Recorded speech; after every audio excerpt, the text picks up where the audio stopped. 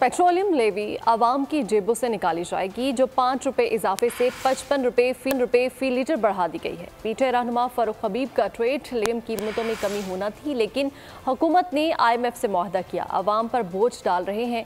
क्या हुकूमत ने अपनी एजाशी पर अखराजात को कम किया? इसका जवाब नफी में है। ईद उल अज़हा पर कुर्बानी के लिए एहतियाती तदाबीर। कुर्बानी करते वक्त सफाई सुथराई का खास ख्याल रखें। तजुर्बेकार शख्स से जानवर ज़िबा करवाएं। जानवर को एहतियात के साथ जमीन पर गिराएं। जानवर ज़िबा करते वक्त अपने आप को जख्म लगने से बचाएं। कुर्बानी करते वक्त तमाम इस्लामी उसूलों को मलहूज़े खातिर रखें।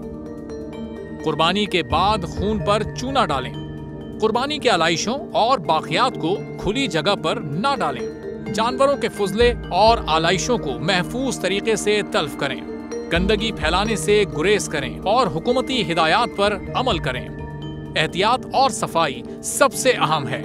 अपने मुल्क को साफ रखें और पाकिस्तान को बदलें बोल के साथ। बोल की सफाई मुहिम का हिस्सा बनने के लिए अभी इस नंबर पर राब्ता करें 0337 0310 377, ताकि बोल आपकी शिकायत मुतल्लिका इदारों तक पहुंचा सके।